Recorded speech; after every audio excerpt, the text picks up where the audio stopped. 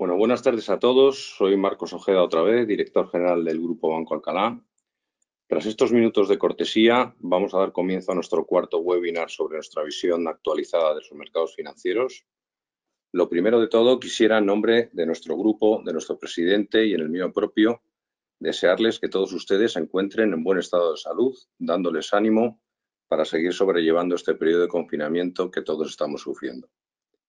Al igual que siempre, en estos momentos tan particulares de complejidad e incertidumbre, el Grupo Banco Alcalá quiere seguir estando cerca de nuestros clientes, ofreciéndoles la posibilidad de participar en estas conferencias en las que, de manera periódica, ofrecemos nuestra visión de los mercados financieros con la voluntad de servicio al cliente que siempre nos caracteriza.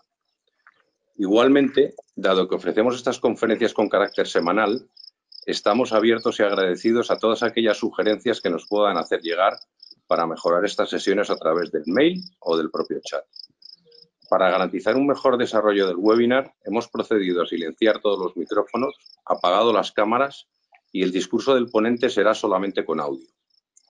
Existe igualmente la posibilidad de formular preguntas por el chat, las cuales nuestra compañera Rocío Bores irá recogiendo de manera que al final de la ponencia se responderán a todas ellas.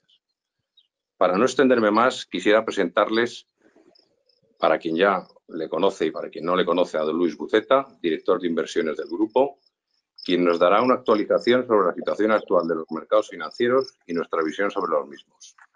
Muchas gracias a todos y cedo la palabra a Luis. Muchas gracias, Marcos. Pues nada, bienvenidos a este nuevo webinar, el cuarto que hacemos. Recordarles que para acceder al chat de preguntas hay que pulsar sobre una flecha roja que aparece en las pantallas y allí se encontrará el apartado Preguntas, Conversaciones. Bueno, pues como siempre, empezamos un poco con la evolución de la pandemia a nivel mundial, que está evolucionando razonablemente bien. Los crecimientos tanto de contagios como de fallecidos están en cifras ya bastante bajas, en 2,3% en el caso de contagios y 3,2% en el caso de fallecidos. Es verdad que además, si en algunos países se netea por el número de gente que está saliendo ya sana, pues incluso los crecimientos son negativos. Bueno, aquí la verdad es que está teniendo cierta notoriedad algunos artículos que han salido tanto en New York Times como en el Financial Times sobre pues, el número de fallecidos, hasta qué punto están bien calculados y estiman que a nivel mundial pues, debería haber cerca de un 25% más, ¿no? En el caso de España, además, la cifra se les sale en 7.300 fallecidos más.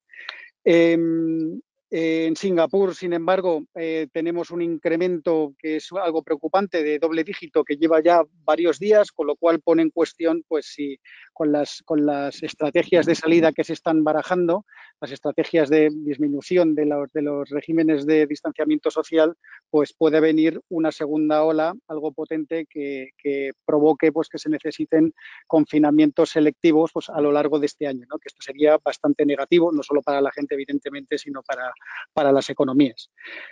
Aquí la verdad es que todos los países que están barajando estrategias de salida, todos encuentran que es primordial la realización de test serológicos masivos y, sobre todo, no solo realizar los test, sino también monitorizarlos. Hay dos noticias razonablemente positivas que me han llamado la atención durante esta semana. La primera es que, bueno, pues después de un análisis bastante minucioso del virus desde un punto de vista epidemiológico, muestra que es bastante estable, y esto es importante porque las vacunas que eventualmente salgan pues avanzado el año, pues seguramente tengan una eficacia muchísimo mayor. Y la segunda es que ya la Organización Mundial del Comercio tiene registradas 86 vacunas, de las cuales 6 de ellas ya están en fase de pruebas con humanos. La única noticia negativa es que esa disminución de contagios que he comentado antes pues está siendo un poco más lenta de lo que hemos estado viendo en Asia y bueno, pues genera cierta preocupación, sobre todo con la fiabilidad de esas estrategias de salida. Desde un punto de vista macro, hay que estar muy atento a las discusiones de hoy de la Comisión Europea, que se reúnen básicamente para 3 cosas. La primera es confirmar el acuerdo que llegaron la semana pasada sobre la implementación del plan de 540.000 millones que ya comenté la semana pasada, que estaban repartidos en 3 tramos. La segunda es para discutir cómo terminar con el confinamiento desde un punto de vista coordinado dentro de toda la zona euro. Y la tercera es discutir cómo financiar los futuros programas de estímulo. Esto es discutir, no llegar a un acuerdo, porque hay gente que tiene la expectativa de que ya seguramente se pueda llegar a un acuerdo sobre pues, bueno, un plan de estímulo, sobre todo con la emisión de un posible eurobono, donde bueno, pues se solucionen buena parte de los problemas que puedan tener en concreto los países periféricos como Italia y como España. Este acuerdo sobre la creación de un fondo de recuperación, cómo se financia, incluso ha habido una noticia en Bloomberg ayer donde se mencionaba que a lo mejor estábamos hablando de 2 trillones de 2 trillones americanos, perdón, de euros en total, más un programa de 300.000 millones de un fondo, más otros 300.000 millones, también con una financiación mutua con la emisión de un eurobono. Pues bueno, son noticias, todavía no hay nada confirmado y aquí lo importante es ver si realmente este programa vendrá como préstamos o directamente como, entre comillas, regalos a los países que más lo necesitan, ¿no? Porque si fuera como préstamos, entonces no alivia y no soluciona el problema que pueda tener, por ejemplo, Italia, que es el que está ahora mismo más en la palestra de déficit público y deuda pública, donde estamos viendo que todos los días se van incrementando la prima de riesgo de la deuda soberana italiana. Ya estamos en niveles de 230 puntos básicos, que es un nivel bastante elevado, básicamente porque se espera que para final de año la deuda pública sobre PIB pueda llegar al 150%. La evolución, o sea, ese acuerdo al que puedan llegar probablemente esté descafeinado. Aquí además hay que vencer ciertas resistencias, sobre todo desde un punto de vista jurídico, sobre todo en Alemania. Y el impacto de si el mercado lo ve razonablemente positivo o no, más que en la cotización del euro-dólar, lo veremos con, como comentaba antes, la prima de riesgo italiana. Pensad que el Banco Central Europeo ahora mismo está con compras mensuales de 120.000 millones, el récord lo tenía hasta ahora en 80.000 millones y de eso prácticamente el 35% se lo está dedicando a Italia. Aún así, la prima de riesgo sigue subiendo. O sea, la presión que hay sobre las finanzas públicas o sobre la prima de riesgo italiana es bastante alta. En este sentido, Christine Lagarde hoy ha lanzado un mensaje, yo creo que bastante potente ha lanzado un mensaje a todos los líderes de la zona euro diciendo que es muy probable o que el impacto de la pandemia en la economía de la zona euro probablemente pueda llegar a ser hasta de un 15% sobre el PIB. Aquí pues hay que entender también que el Banco Central Europeo, pues por un lado, necesita ganarse la credibilidad de que es capaz de contener cualquier problema, cualquier inestabilidad que pueda haber, sobre todo en el mercado de deuda pública, también en el mercado de deuda privada, por supuesto, pero también necesita dar un mensaje de que necesita no liberar de presión a los dirigentes de la zona euro para que noten un poquito el calor en el cuerpo y tomen decisiones más rápido, porque lo que les está diciendo básicamente es que están actuando poco, están actuando tarde y están actuando con poca contundencia. Por otro lado, en Estados Unidos se ha aprobado un nuevo plan de estímulo de 500.000 millones. Hemos visto además que el Banco Central Europeo admite bonos de lo que se denomina ángeles caídos, de los que hemos hablado anteriormente, sobre todo por parte de la Reserva Federal en Estados Unidos, pero esa admisión de bonos los admite el Banco Central Europeo como el colateral que depositan los bancos en las cuentas del Banco Central Europeo para poder acceder a las líneas de financiación del propio Banco Central Europeo. No está diciendo todavía, que es probable que a lo mejor se anuncie en el futuro, no está diciendo todavía que pueda comprar bajo su programa CSPP, es decir, que esa parte de la impresión de dinero que le dedica a los bonos corporativos, que compre este tipo de bonos que hayan perdido el grado de inversión desde el 7 de abril.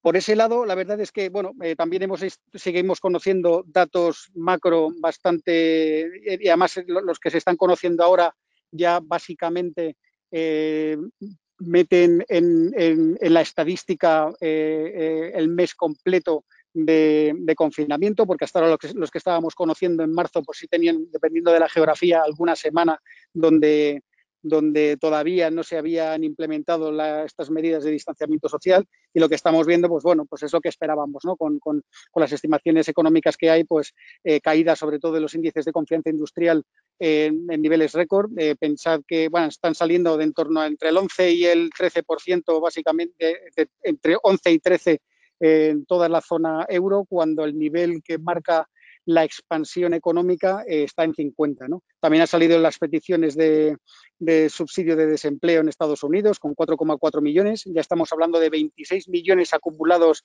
de personas al paro en 5 semanas.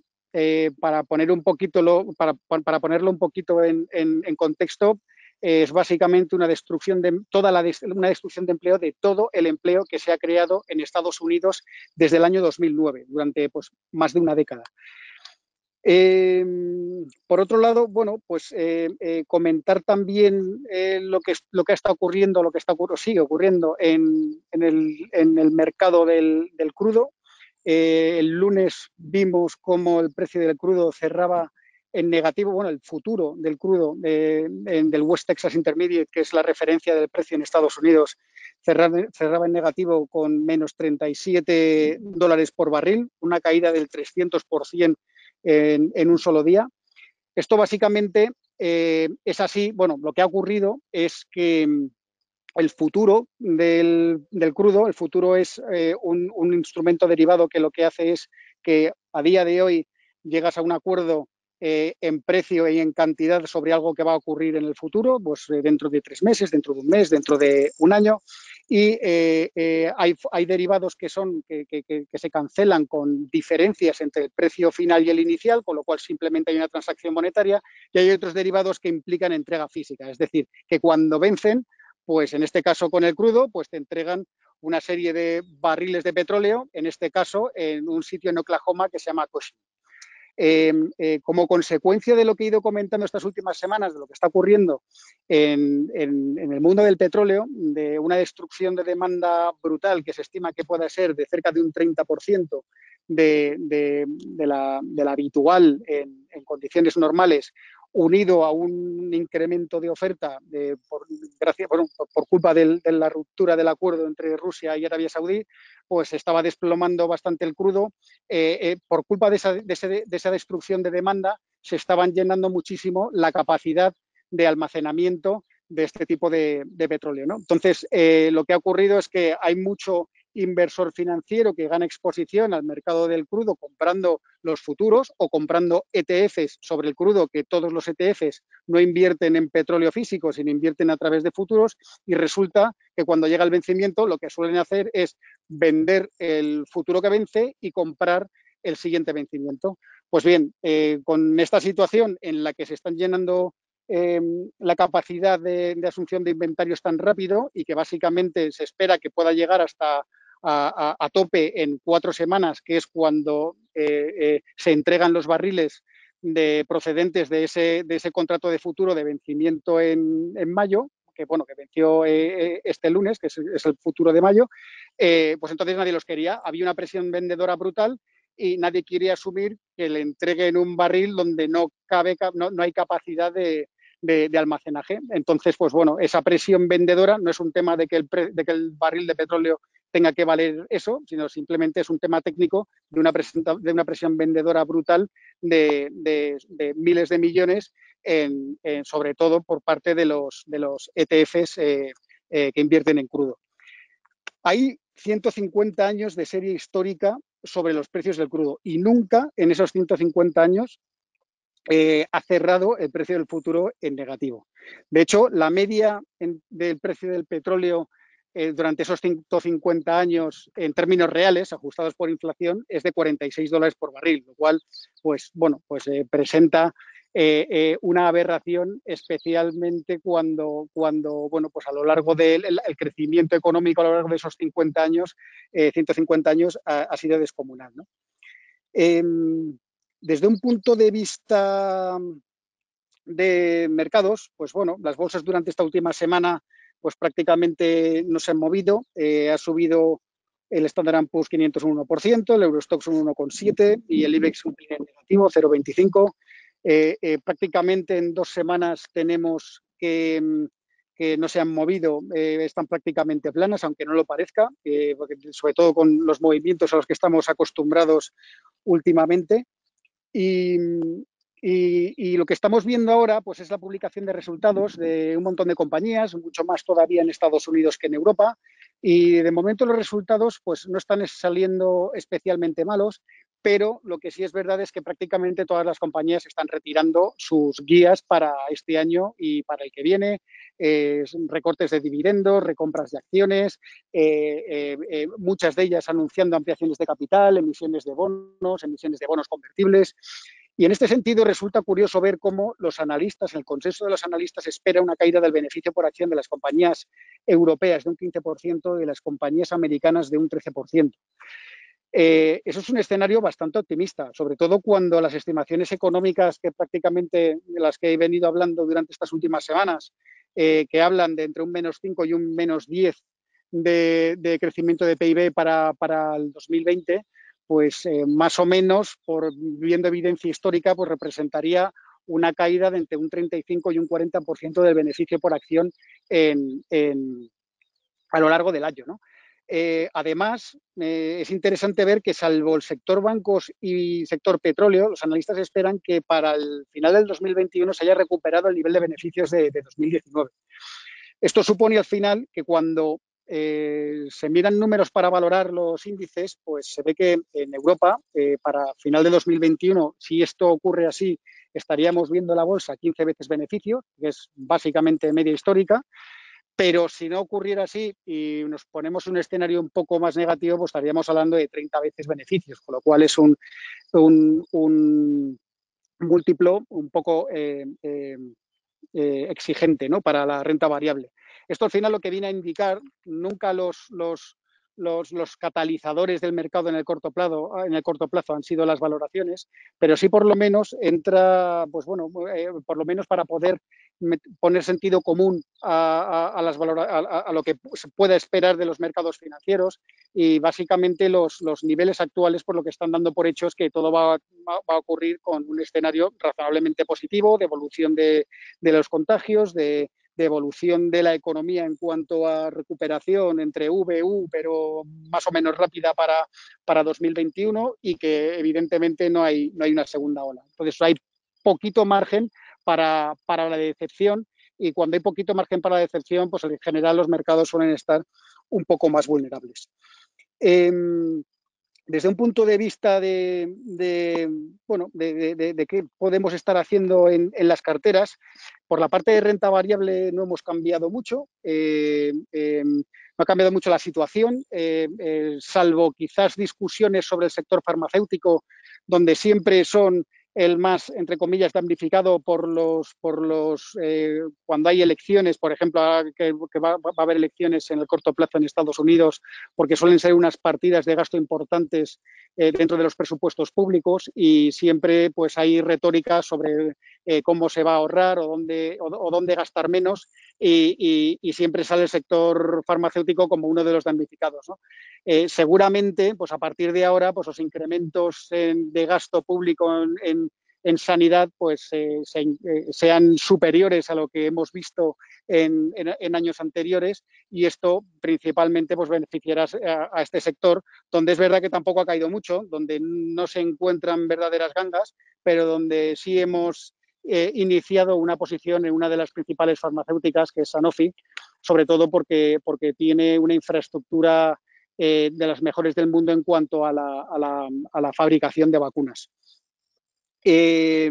También se está hablando bastante de la posible tendencia a la reversión de la globalización que hemos vivido durante las últimas décadas, de acercamiento de las cadenas de suministro para evitar en la medida de lo posible lo que ha estado ocurriendo durante estos meses y sobre todo también pues bueno pues qué ocurre con el sector del petróleo, que es curioso ver cómo además las compañías de energía apenas han sufrido después de todos estos movimientos del precio del crudo. Pues las compañías petroleras bueno, se han movido, incluso han tenido un comportamiento razonablemente positivo para lo que cabía esperar.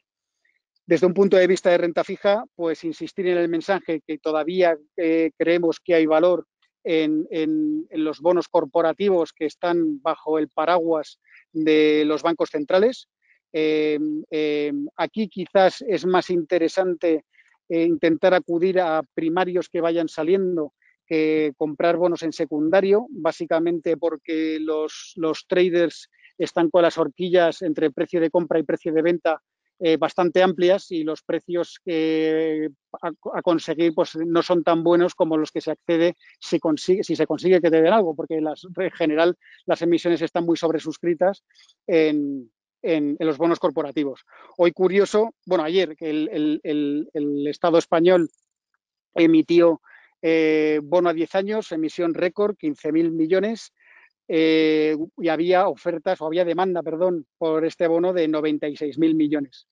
Bueno, aún así, pues sigue habiendo apetito por riesgo periférico. Aquí, de momento, yo estaría un poquito más al margen, a la expectativa de lo que ocurra con el Consejo Europeo.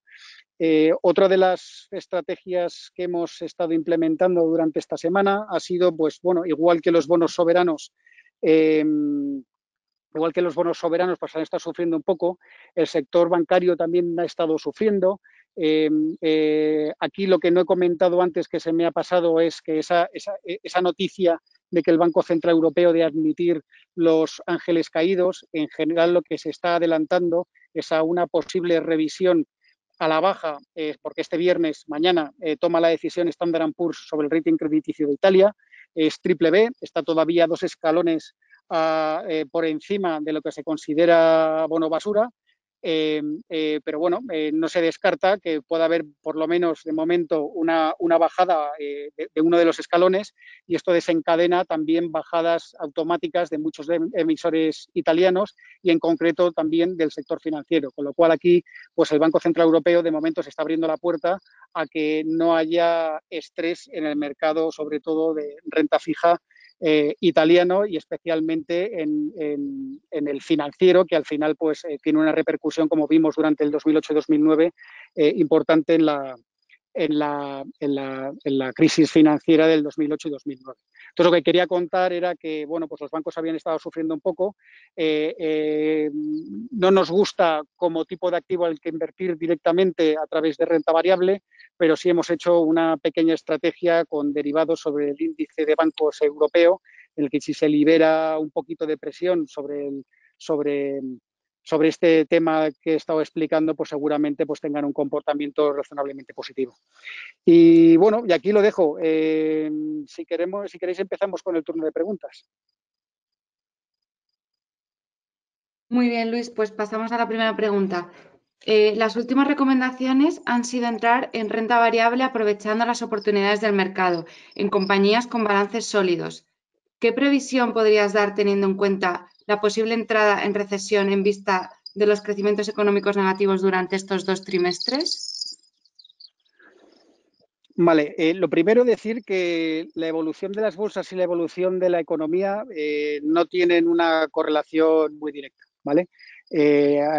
Por un lado, normalmente se adelanta bastante en los mercados financieros a lo que está ocurriendo con la macro en realidad. Entonces, las previsiones que podamos tener, como estaba comentando antes con el tema de las valoraciones, es, bueno, pues el mercado ha recuperado mucho, sobre todo lo que ha recuperado mucho ha sido el mercado americano, muchísimo más que el europeo, y ha recuperado de una manera bastante vertical. Como decía antes, está poniendo en precio, yo creo, un escenario algo optimista. las valoraciones son razonablemente exigentes y en estos momentos pues merece, yo creo, más la pena estar un poco más defensivo que un poco más agresivo, con lo cual lo que recomendaría hacer con estas subidas quizás es reducir un poquito la exposición, tampoco mucho, pero reducir un poco la exposición a renta variable para dejarse algo más de hueco para poder invertir en caso de que haya caídas un poco más prolongadas de lo que hemos estado viendo. Muy bien, muchas gracias, Luis. Siguiente pregunta. ¿Cómo ves la evolución de los bonos subordinados de los bancos españoles? ¿Cómo puede evolucionar el precio y si ves posible default en el sector bancario? Default lo veo muy difícil.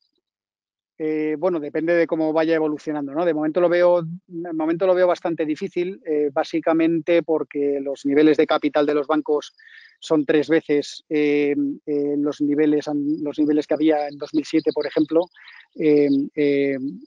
Además, con la contundencia con la que el Banco Central está actuando para dar liquidez y para que y sobre todo modificando la normativa contable para que los bancos puedan adaptarse a la situación actual en cuanto al reconocimiento de la mora y los ratios de capital, pues en principio no veo riesgos a la solvencia de los bancos españoles. Respecto a los AT1, cayeron mucho, han recuperado también mucho, lo han hecho mejor proporcionalmente que el mercado de crédito y yo quizás aquí pues estaría desde tranquilo o a lo mejor descargando un poco para aprovechar a lo mejor momentos, porque esto además tiene una correlación muy alta con el mercado de renta variable y sobre todo porque siendo bonos híbridos, pues de alguna manera se puede asimilar a que el cupón que pagan es más o menos el coste de capital que se le podría asignar, así pues, haciendo un símil un poco tonto a los recursos propios del banco, ¿no? Entonces, tiene mucha correlación con la renta variable y de momento, pues quizás por ser coherente, si podemos esperar una pequeña caída en la renta variable, pues lo mismo ocurriría con los AT1. Muy bien. ¿Cómo ves, Luis, las estrategias Small y Mid Cap zona euro en esta coyuntura? De momento yo estaría, a ver, las compañías medianas y pequeñas son las más vulnerables a toda esta situación económica. La gran mayoría, así generalizando, no quiere decir que no haya compañías fantásticas y que lo vayan a hacer muy bien y salgan muy reforzadas de la situación actual. Pero en general son las más vulnerables, son las que menos acceso al mercado de capitales tienen, son las que menos acceso a financiación bancaria en buenas condiciones tienen y sobre todo en muchos casos pues son las también más dependientes, sus clientes muchas veces son compañías también pequeñas o particulares y con el incremento del paro y con el incremento de las quiebras que sin duda va a ocurrir durante los próximos meses, pues tendrán un entorno de negocio más complicado que las grandes compañías. Es verdad que lo han estado haciendo peor, pero quizás de momento estaría con un sesgo más defensivo, con compañías más grandes, con balances de calidad y sobre todo huyendo como siempre de la deuda. Muy bien. Tras el estrés del petróleo que acabas de explicar, ¿es momento de entrar? Pues nosotros de momento no hemos entrado. Tenemos un par de compañías en el disparadero, por así decirlo. Sobre todo 2 compañías que son las que, haciendo un análisis sobre los costes marginales de producción de los activos que tienen en balance, los activos de petróleo que tienen en el balance, pues los tienen más bajos. Los 2 costes marginales más bajos prácticamente del mundo los tienen Equinor, la noruega, y Total, ¿vale? Que están en torno entre 8 y 10 dólares por barril de coste marginal de producción. Pero todavía no hemos entrado. Creemos que, bueno, pues los márgenes de refino, de momento, estas son compañías también integradas, donde también les afecta la parte de refino y marketing. Los márgenes de refino han estado aguantando bastante bien y la verdad es que dudo que puedan seguir aguantando de esta manera, sobre todo con el entorno de demanda que hay. todas han estado confirmando sus dividendos y que, bueno, pues en un entorno pues un poco más normalizado del precio del petróleo se los podrían mantener, pero como continúe así durante un tiempo, pues es probable que, o sea, las compañías queman caja. Entonces, igual pues nos enfrentamos a noticias de la reducción del dividendo, que por cierto Equinor ya lo ha dicho de una manera yo creo que de una forma bastante prudente. Y bueno, lo que sí estoy viendo es que ese coste marginal de producción de lo que hay ahora, el percentil 90 lo marca más o menos en $40 por barril. Es decir, si es verdad que se está destruyendo, que se piensa que se va a destruir a lo largo del año un 10% de la demanda global de crudo, pues será el 10% más caro de producción el que pues tienda a cerrar antes, ¿no? Y entonces, pues bueno, estamos hablando de $40 por barril y ese debería ser un poco el precio al que deberíamos aspirar para, bueno, pues a lo mejor entrado el año que viene. A esos niveles, pues yo creo que la inversión en Total y en Equinor puede ser bastante, bueno, también en Shell, incluso en Repsol o en Galp, ¿no? Prácticamente en todo el universo de compañías integradas. Pero de momento no lo hemos hecho y estamos esperando un mejor momento de entrada, sobre todo después de la fuerte recuperación del sector durante las últimas 3 semanas. Muchas gracias, Luis. ¿Qué previsiones contemplan para el eurodólar? Pues el eurodólar, que vemos que está cogiendo algo de fuerza el dólar, niveles de 1,08, seguramente mantenga esa fortaleza durante todo este tiempo, que sobre todo en el caso del euro pues se pone en duda la coordinación entre los diferentes países para actuar con toda esta crisis. También en la medida en la que la macro europea va a ir peor y recuperará más lento que la macroamericana, pues es difícil ver que el euro coja posiciones. Pero más en el medio plazo yo creo que sí el dólar sí que va a tender a ir depreciándose. Y básicamente por 2 razones. La primera, pues ya por fundamentales. Desde un punto de vista diferencial de tipos de interés, la ventaja que tenía el dólar pues prácticamente ya no existe. Desde un punto de vista de balanza de pagos es mucho más equilibrada la europea que la americana. Y luego que cuando hay, o sea, el dólar, pensad que el 70% de las transacciones a nivel mundial se hacen en dólares. Es la moneda de referencia en el mundo y la Reserva Federal es básicamente el banco central del mundo. Y en este sentido, Estados Unidos siempre, después de asumir los déficits fiscales que va a terminar asumiendo, que más o menos lo sitúan en un 16-17% para final de año e incluso incrementándose para el año que viene, y sobre todo además con las necesidades de financiación que tiene ahora mismo Estados Unidos, que solo para este año 2020, entre lo que le vence de deuda y la que tiene que emitir nueva, pues estamos hablando de casi el 50% del PIB americano, ¿no? Aquí, pues bueno, la Reserva Federal se está quedando con el 80% de lo que se está emitiendo, la expansión del balance está siendo descomunal, y Estados Unidos siempre ha seguido la estrategia un poco de ir debilitando un poco su moneda para cuando tiene exceso de deuda pública para devolver dólares devaluados, intentar meter algo de inflación en el sistema para que esa inflación se vaya poco a poco comiendo los niveles nominales de deuda, y en general la Reserva Federal ha tenido éxito implementando estas medidas, ¿no? Pues así a medio plazo, corto plazo, lo veo más o menos en los niveles actuales, a lo mejor pues enrangado dentro de un más menos 5%, pero en el medio plazo sí lo veo quizás cayendo a niveles un poco más altos, ¿no? A lo mejor a niveles de 1,20 o 1,25. Muchas gracias, Luis.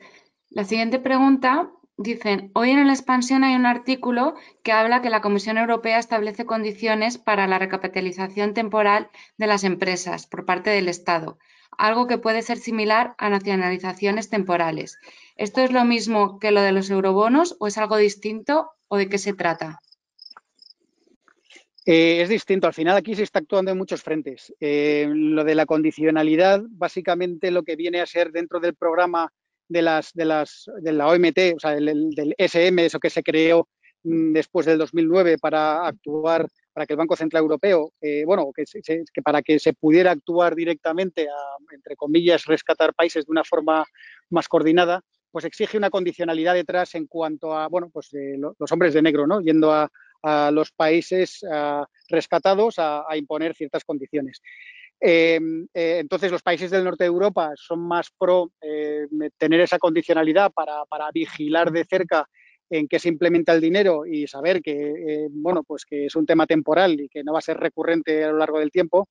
Y los países del sur, sobre todo, desde un punto de vista político, y en concreto aquí en Italia, pues ahí está creciendo la animadversión sobre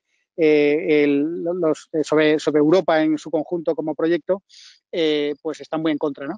Entonces, esto es diferente de la mutualización de la deuda a través de un eurobono. De hecho, la mutualización de la deuda, de lo que se busca al final es que no haya condicionalidad y que bueno, pues que tampoco se exija que realmente ese dinero que entra dentro de cada uno de los países porque lo necesitan, haya que devolverlo per se por cada uno de los países que lo han recibido.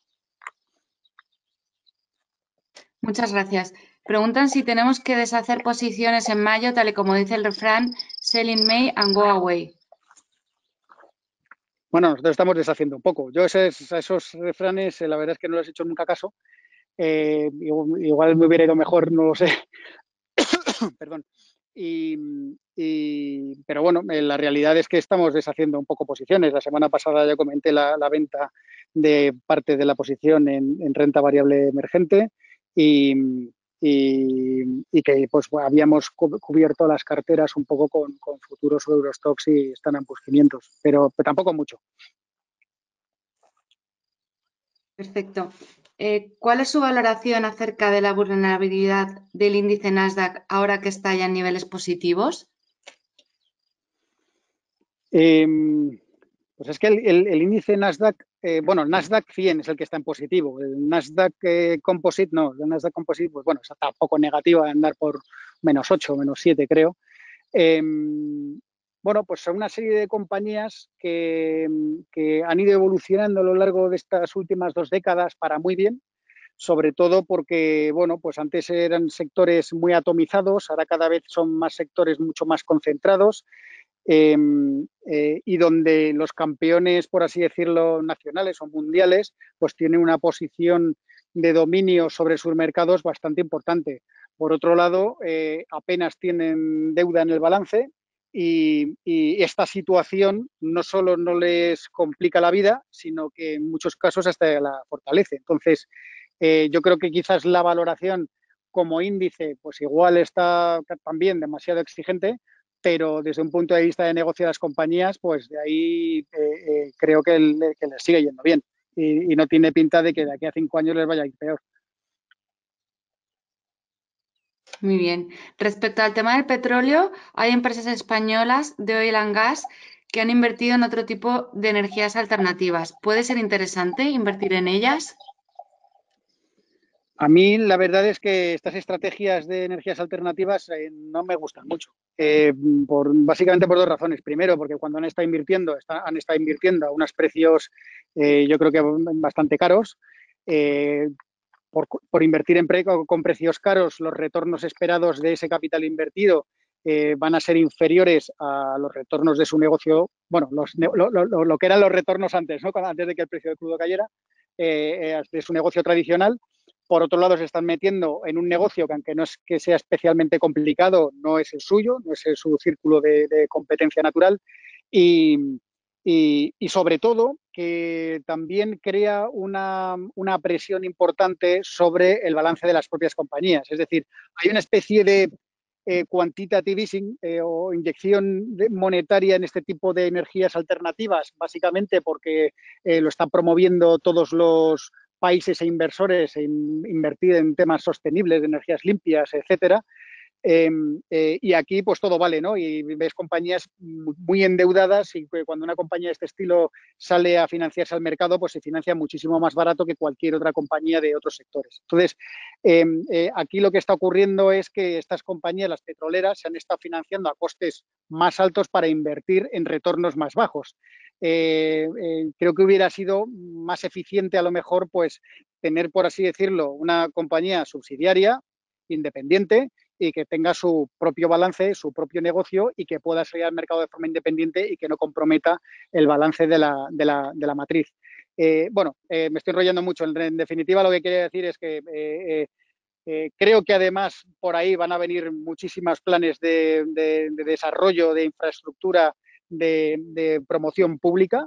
Pública me refiero, no que vaya con dinero público, o a veces sí, a lo mejor son planes público-privados conjuntos, pero que va a haber mucha plan fiscal orientado a este tipo de energías renovables. Sobre todo se hablaba mucho en Alemania con esa supuesta incremento fiscal que había antes de que todo esto ocurriera de unos 50.000 millones de euros.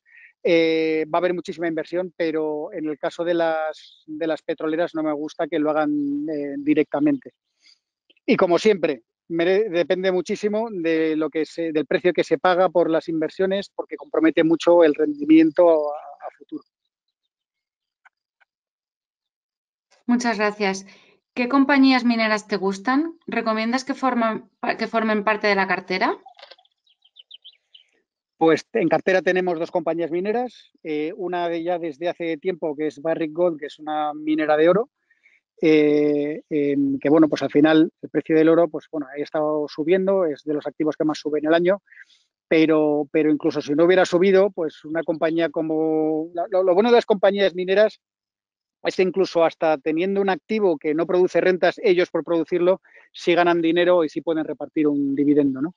En el caso de otros minerales básicos, sí hicimos una inversión la semana pasada en Río Tinto, más que nada por la exposición que tiene a la recuperación en China a través del mineral del hierro y el cobre.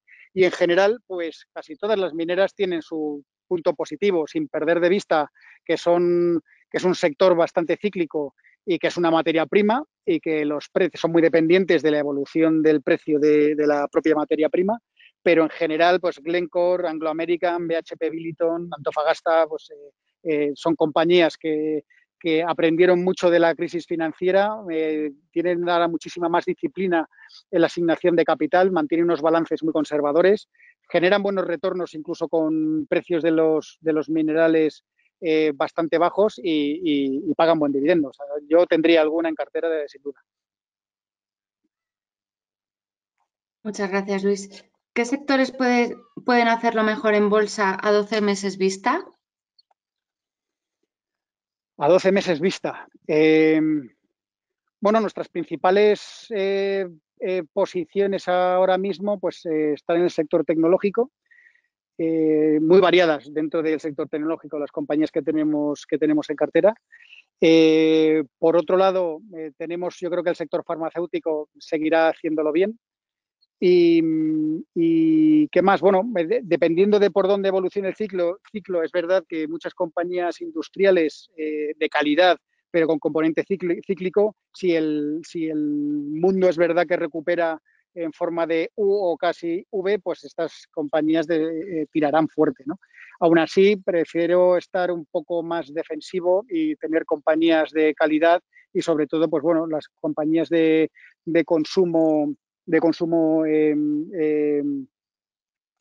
básico, pues es las Nestlé, Unilever y tal, pues tampoco lo harán mal. La otra cosa es que no sea el sector que más suba. En general depende mucho de cómo vaya el ciclo. Y como no sé cómo va a ir el ciclo de aquí a 12 meses, pues prefiero pues, conocer bien las compañías, ver que si la situación es especialmente negativa no le afecta a su negocio y que tenderá a recuperarse a lo largo del tiempo. Y en este sentido, por eso estamos algo defensivos en cuanto a nuestro posicionamiento. Muchas gracias, Luis. Pues ya no hay más preguntas. Le recordamos que tienen el mail que sale en pantalla de info@bancoalcala.com. Para cualquier inquietud que le puedan surgir, nos pueden contactar a través de ese email. Muchas gracias, Luis. Muchas gracias a todos.